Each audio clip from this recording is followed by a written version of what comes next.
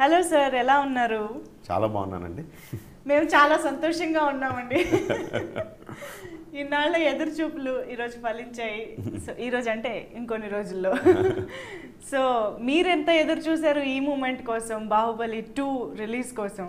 అంటే చాలా రోజులండి, 5 సంవత్సరాలు ఎదురు చూపులు.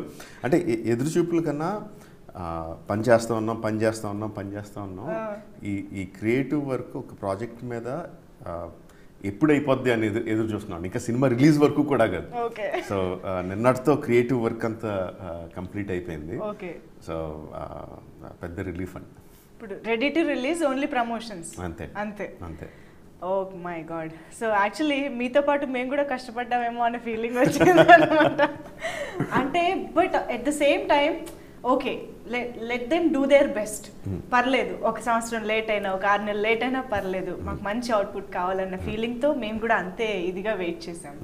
సో యూనో మీ ఫ్యాన్స్కి కానీ, ప్రభాస్ ఫ్యాన్స్కి కానీ, ఓవరాల్గా బాహుబలి ఫ్యాన్స్కి కానీ మీరు ఏం చెప్తారు అసలు ఇన్ని రోజులు వెయిట్ చేసినందుకు? అంటే మీరు అడిగిన దాంట్లోనే ఉందండి. ఎన్ని రోజులు వెయిట్ చేయాలని అసహనంతో అడిగిన వాళ్ళు ఉన్నారు.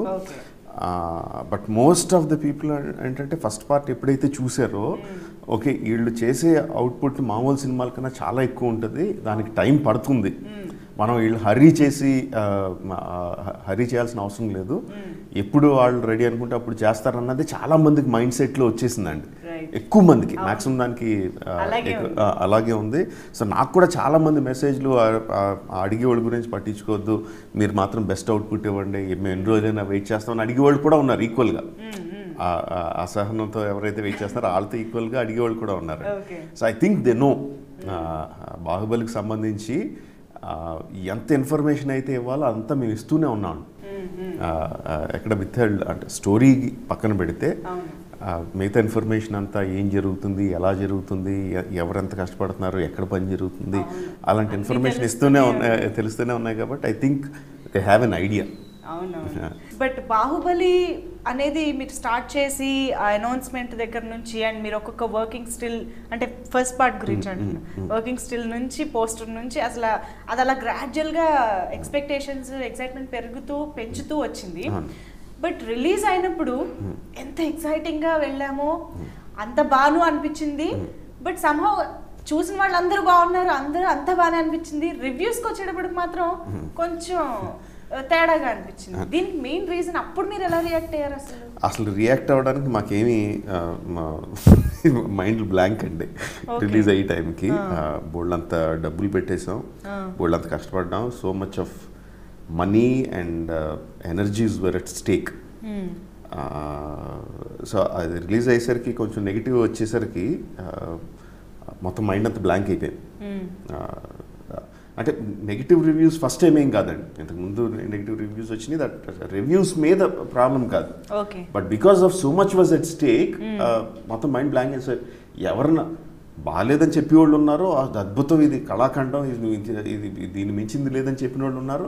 బట్ ఏది కూడా మైండ్లో రిజిస్టర్ అవ్వట్లా, టోటల్ బ్లాంక్. అది రిజిస్టర్ అవ్వడానికి మాకు 10 రోజులు పట్టింది. అండ్ యాజ్ పర్ రివ్యూస్ అండి, నాకు I don't have anything against reviews.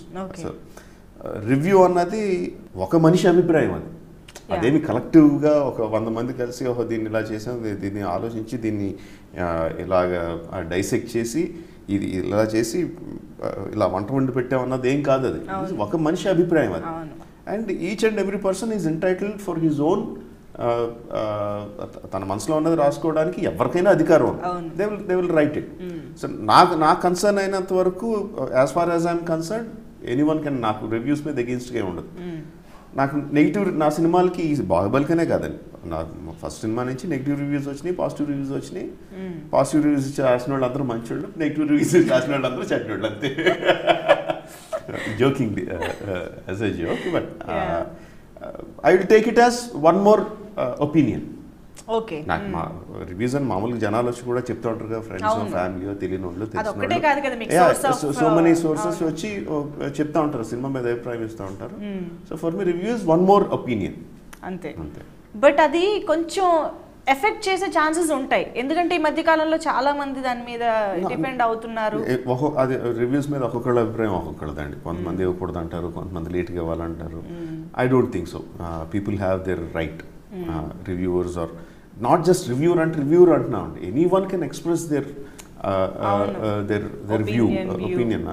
And reviewers కూడా వాళ్ళకు కూడా ఏంటంటే అండి, ఓవర్ పీరియడ్ ఆఫ్ టైం వాళ్ళకంటూ ఒక ఫాలోయింగ్ ఉంటుంది. రివ్యూస్ ఇచ్చేవాళ్ళు కూడా వాళ్ళలాగా థింక్ చేసేవాళ్ళు, they follow that reviewer. So అది over the period of time buildup అవుద్ది. ప్రతి రివ్యూవర్కి టక్కమంట ఏం వచ్చేది, over the period of time అది బిల్డ్ అవుద్ది. సో వాళ్ళది కరెక్ట్గా చేస్తున్నారు అనుకోండి, వాళ్ళ ఫాలోయింగ్ వాళ్ళకు ఉంటుంది. వాళ్ళు ఏదో సినిమా బాగాలేదని చెప్పి తర్వాత వాళ్ళు ఫాలోవర్స్ అది బాగుందని చూసారనుకోండి, ఈ డేట్ ఇలా అవుతున్నాడో ఇది కరెక్ట్ చేస్తున్నాం కదా అని చెప్పి వాళ్ళే అన్ఫాలో అవుతారు. సో వైస్ వర్సా, వాళ్ళు ఏదైనా బాగాలేని సినిమాకి బ్రహ్మాండంగా బ్రహ్మాండంగా ఉందని చెప్పాడు చెత్తలా ఉందని చెప్పి నమ్మకూడదు రీడ్ అనుకుంటారు. సో మా సినిమా మేకర్స్గా మాకు ఎలాంటి ఫాలోయింగ్ ఉంటుందో, రివ్యూర్స్గా వాళ్ళ సెక్షన్లో వాళ్ళకి అదే ఫాలోయింగ్ ఉంటుంది. So personally I don't have anything against. It is their right, they can review. General గానే క్రియేటివ్ పీపుల్ ఒక లోకంలో ఉంటూ ఉంటారు, వాళ్ళ లోకంలో ఉంటూ ఉంటారు. అలాంటిది ఇలాంటి ఒక మ్యాగ్నమ్ ఓపస్ తీస్తున్నప్పుడు ఇంకా ఆబ్వియస్ గా మీరు మునిగిపోయి ఉండాలి. బట్ ఈ బయట ప్రపంచం ఏం జరుగుతోంది, ఎవరు ఎలా రియాక్ట్ అవుతున్నారు, ఏమనుకుంటున్నారు, ఎలా ఎదురు చూస్తున్నారు, ఇవన్నీ మీ వరకు చేరవేసేది ఎవరైనా ఉంటారా? చాలా మంది ఉంటారండి. అసలు బయట ప్రపంచంతో కనెక్షన్ తెగిపోతే it is very difficult to survive. నాకు ఉంటుంది, మా సాయి గారు ఉన్నారు, మా సాయి గారు వచ్చి చెప్తారు, మా ప్రొడ్యూసర్ వచ్చి చెప్తారు, నేను ఎవరిని కలిసినా చెప్తా ఉంటారు, మా ఫ్యామిలీ ఫ్రెండ్స్ అందరూ కూడా చెప్తా ఉంటారు ఫీడ్బ్యాక్.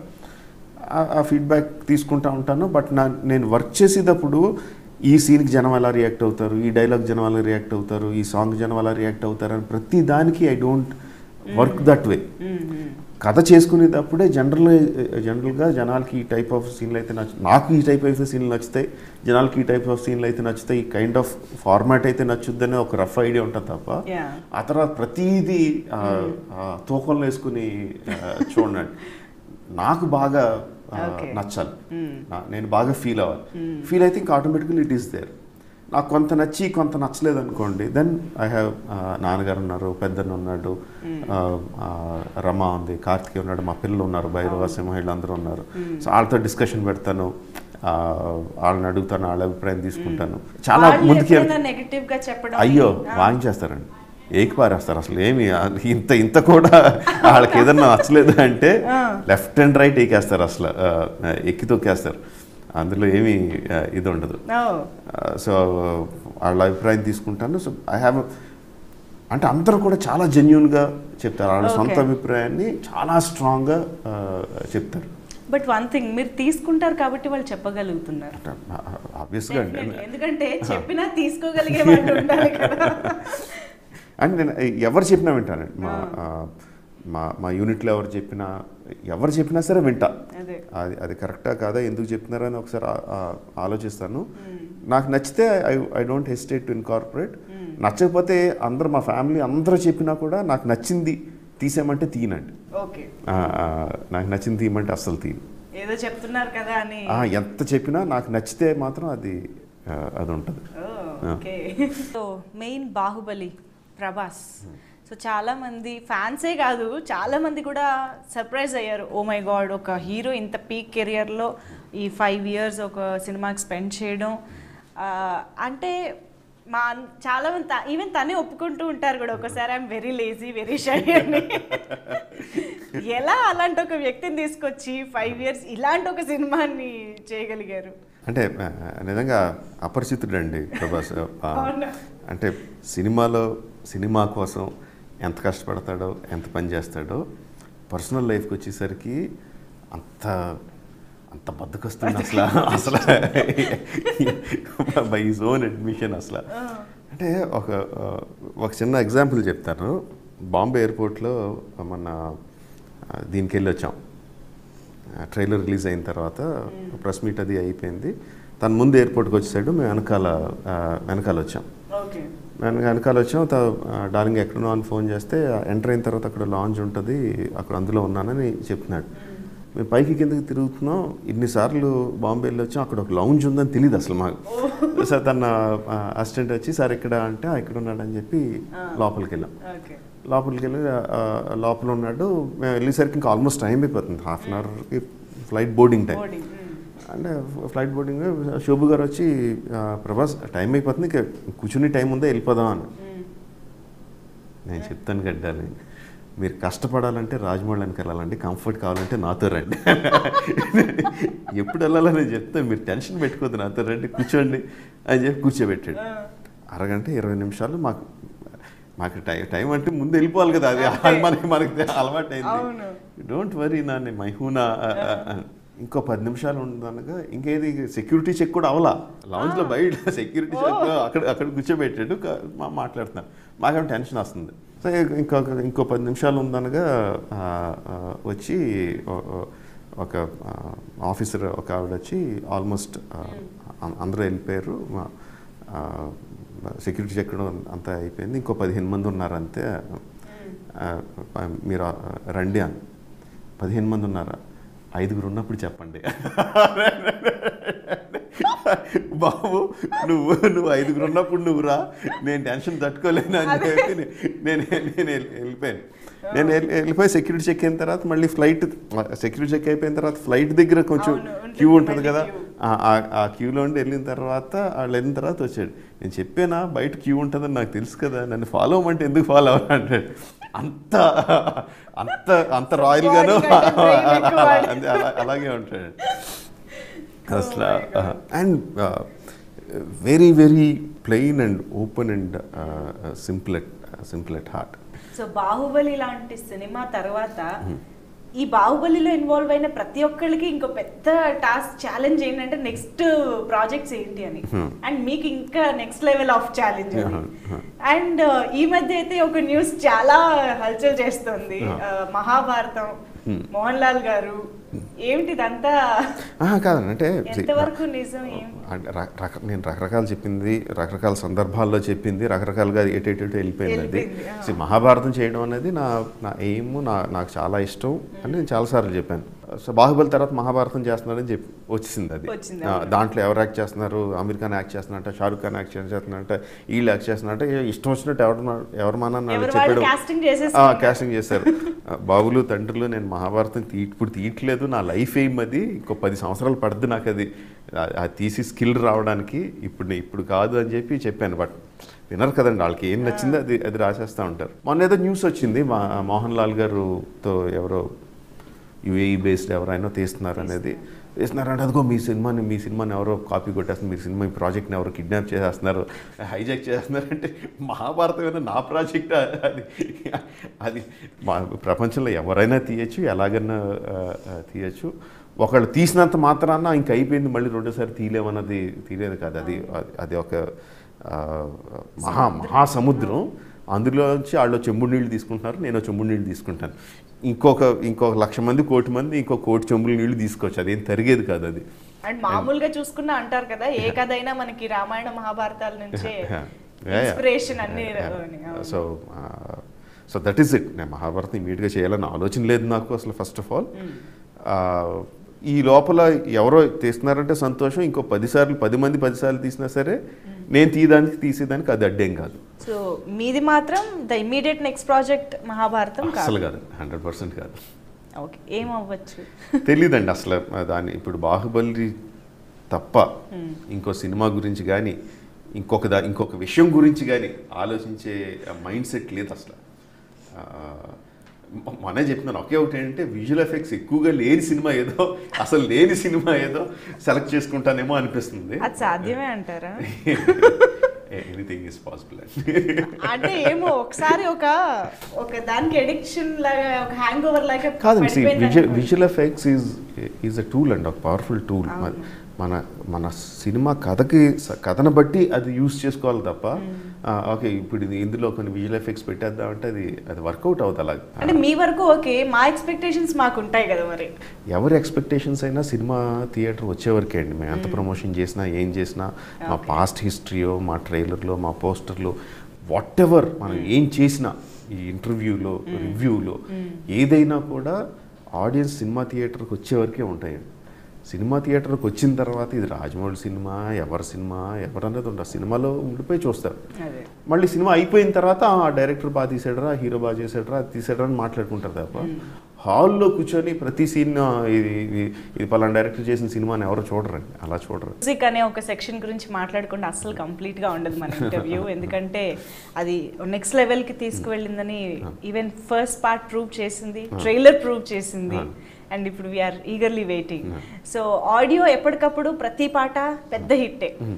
అండ్ ట్రైలర్లో ఆ బ్యాక్గ్రౌండ్ స్కోర్ ఆ వెయిట్ పెంచేసింది అనిపించింది. ఇంకా సినిమాలో ఎలా ఉంటుందో మీకు ఓవరాల్గా మాకు ఒకసారి మ్యూజిక్ గురించి. అంటే డిఫరెంట్ సెక్షన్స్ అండి. Music, songs, re recording, two completely different thing. పెద్ద మ్యూజిక్ గురించి నేను చెప్పేది ఏం లేదు. అది 100 సార్లు చూసిందే, నేను 100 సార్లు చెప్పిందే. ఈ సినిమాలో మాకు పెద్ద రెవల్యూషన్ ఏంటంటే భైరవ్ వాయిస్ అండి.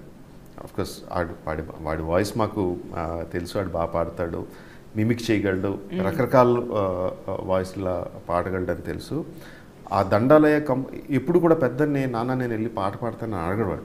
పెద్దని ఏదైనా పాట పాడమంటే పాడతాడు, లేదంటే సైలెంట్ అసిస్టెంట్గానే, మ్యూజిక్ అసిస్టెంట్గానే పని చేసుకుంటూ వెళ్ళిపోతూ ఉంటాడు. ఈ దండాలయకి నేను ఒకసారి పాడతానని అడిగాడు. పాడదా, సరే పాడరా అన్నాం. పెద్దని కంపోజ్ చేసినప్పుడే అది వెరీ ఇంట్రెస్టింగ్, మంచి ట్యూన్ అది. దానికి వేరే కథ ఉందో చెప్తాను. మంచి ట్యూన్ అది, చాలా చాలా బ్రహ్మాండంగా ఉంటుంది. మంచి వచ్చి సిచ్యువేషన్ కానీ అందులో వచ్చిన పదాలు కానీ ట్యూన్ కానీ బ్రహ్మాండంగా ఉంటుంది అని చాలా వివర్ వెరీ అప్బీట్, బ్రహ్మాండంగా. తర్వాత అది పాడుతున్న తర్వాత అసలు ఎక్స్పెక్ట్ చేయలేదండి నేను. అంటే వాయిస్లో అంత ఎక్స్ప్రెషన్, దండాలయ అని పెట్టినప్పుడు అంత ఆర్ద్రత, అంత భక్తి, అంత ఆరాధన వాడి వాయిస్లో అస్సలు ఎక్స్పెక్ట్ చేయలేదు. మాతోనే నువ్వు ఉండాలి అన్నప్పుడు ఇది, తర్వాత రెండోసారి మా రాజయ్య నువ్వు ఉండాలన్నప్పుడు కంప్లీట్గా వేరే ఇది. I was so thrilled and personally even more thrilled because నెలల బిడ్డగా ఎత్తుకున్నవాడు ఆడు నాకు మోడల్ అండి. ఆడింత ఉన్నప్పుడు ఆయన తీసుకెళ్ళి నా బైక్ మీద కూర్చోబెట్టి తీసుకెళ్ళి అక్కడ నువ్వు ఈ పోజ్ ఇవ్వరా, ఆ పోజ్ ఇవ్వరా అని నేను కెమెరాలతో ఫోటోలు తీసేవాడు. నా మోడల్ అండ్ నా కెమెరా హాబీకి వాడిని మోడల్గా యూజ్ చేసుకున్నాను. ఆడాలా అంత పెద్ద అయిపోయి అంత ఎక్స్ప్రెసివ్గా, అంత అద్భుతంగా. మాకు పెద్ద ఇదేంటంటే పెద్దని చాలా బాగా పాడతాడు. పెద్దని వాయిస్లో చాలా చాలా ఆర్ద్రత ఉంటుంది, కానీ ఆ బేస్ ఉండదు, సన్నగా ఉంటుంది అని చెప్పి మాకు పెద్ద బాధ. మా పెద్దనాన్నగారికి రాలేదు, మా పెద్దనికి రాలేదు. వీడికి వచ్చింది ఆ వాయిస్లో ఆ స్ట్రెంగ్త్, అది వీడికి వచ్చింది. So happy. భైరవనే కాదండి, అందరూ కూడా సింగర్స్ పాడిన వాళ్ళు అందరూ కూడా. అండ్ అసలు ఇంత పెద్ద సినిమాకి కొత్త వాళ్ళని, అప్కమింగ్ సింగర్స్ ని సెలెక్ట్ చేసుకోవడం అనేది మాకు ఫస్ట్ పార్ట్ లోనే చాలా సర్ప్రైజింగ్ గా అనిపించింది. And it continued. అంటే అక్కడ సింగర్స్ దగ్గరికి వచ్చేసరికి పెద్దన్న వదిన ఇద్దరు డిసైడ్ చేస్తారండి. వాళ్ళిద్దరు డిసైడ్ చేస్తారు. ఆ పాటకి ఆ వాయిస్, ఎవరి వాయిస్ బాగుంటుందో వాళ్ళని పెట్టాలి, కానీ పెద్ద సింగర్స్ని తీసుకొచ్చి పెట్టేస్తే ప్రతిసారి వర్కౌట్ అవ్వదు. ఆ పాటలో ఏం లేదు. అసలు వాయిస్ దగ్గర నేను అసలు సజెస్ట్ చేయను, వీళ్ళు కావాలని అసలు ఏమి అలా అడగను. పెద్దన్న వదిన డిసైడ్ చేస్తారు. ఆ సాంగ్కి ఎవరైతే బెటర్ అయితే వాళ్ళు పెద్ద సింగర్స్ అయితే పెద్ద సింగర్స్ పాడిస్తారు, లేదా చిన్న సింగర్స్. తన దగ్గర ఉన్న సింగర్స్లో ఎవరి వాయిస్లో ఏమేమి కల్చర్ ఉందో, వాళ్ళ దగ్గర ఎంత టాలెంట్ ఉందో తనకు తెలుసు కదండి. సో వీళ్ళైతే బాగుంటుంది, వీళ్ళైతే బాగుంటుంది అని చెప్పి పాడిస్తాను తప్ప ఒక లెక్క వేసుకొని ఓకే పెద్ద సినిమా కాబట్టి పెద్ద సింగర్లు పెట్టాలని ఆ లెక్కలో ఉండవు. అండ్ ఇప్పుడే మీరు కొంచెం తన గురించి మాట్లాడుతూ యునో దట్ ఎమోషనల్ ఫీలింగ్ వచ్చింది. And we can see that on stage కూడా అనమాట. చాలా ఎమోషనల్ అయ్యారు. వి నెవర్ సీన్ రాజమౌళి గారు లైక్ దట్ అని. అది కంప్లీట్ డిఫరెంట్ ఇదండి. అంటే ప్రమోషన్లో యాక్చువల్గా నన్ను ఎక్కువ పెట్టొద్దని అడిగా. అంటే అందరికీ వీడియోస్ అవన్నీ చేసాం, అవును, ప్రతి టెక్నీషియన్కి సెపరేట్గా సాంగ్ అన్నీ చేసాం, అందరికీ చేసాం. అందులో నాది పెట్టొద్దన్న, నాకేం చేయొద్దు, అది పెట్టొద్దంటే. ఎందుకంటే ఈవెంట్ అంతా నేనే డిజైన్ చేస్తానని తెలుసు అందరికీ, నా గురించి నేను పెట్టుకున్నట్టు ఉంటుంది, అది వద్దు, అది అవాయిడ్ చేయండి అంటే మా పిల్లలు గొడవ చేశారు, కానీ నేను స్ట్రాంగ్గా వద్దని చెప్పేశాను. వద్దని చెప్పేస్తే కార్తికేయ గారు వెళ్ళి పెద్దనికి చెప్పాడు, అసలు ఏం వద్దంటున్నాడు, ఏం పెట్టొద్దు అంటున్నాడు, బాబా గురించి లేకపోతే అలాగా అని కంప్లైంట్ చేస్తే, సో అప్పటికప్పుడు తను డిజైన్ చేశాను. నాకు తెలియదు అది ఉందని తెలియదు. ఆ పాటే చాలా ఆర్ద్రంగా ఉండే పాట, అందులో అమ్మ పేరు చెప్పేసరికి ఆగలేదండి అసలు. సరే ఇదైతుందంటే మా అమ్మతో మా కజిన్స్ అందరికీ కూడా ఒక రిలేషన్ ఉంది. అమ్మ అందరికీ బాగా వండి పెడద్దండి, వాళ్ళకి ఇష్టమైంది. పెద్దనికి చపాతీ కూర, మా కళ్యాణానికి పాకం గారెలు, మా రాజానికి బనానా మిల్క్ షేక్, అలా ఒక్కొక్కరికి ఒక ఫేవరెట్ ఫుడ్ ఉంటుంది. వాళ్ళందరికీ కూడా వాళ్ళ ఫేవరెట్ ఫుడ్స్ తన ఇంటికి వస్తే, మా ఇంటికి వస్తే వాళ్ళకి చేసి పెట్టడం, వాళ్ళు ఎక్కువ రోజులు రాకపోతే చేసి వాళ్ళ ఇంటికి పంపించడం అన్నది తనకు బాగా ఇది. ఫుడ్తో మా అమ్మగారితో ఫుడ్తో మా కజిన్స్ అందరికీ బాగా ఇది, రాజన్ పిన్ బాగా వండి పెడుద్ది, కడుపు నిండా పెడుద్ది అన్నది ఇదండి. సో ఆ రాజనందిని పిన్ అన్న మాట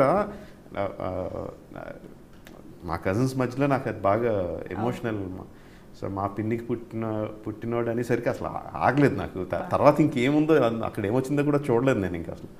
తర్వాత ఇంటికి వచ్చిన తర్వాత మళ్ళీ ప్లే చేసుకొని చూశాను.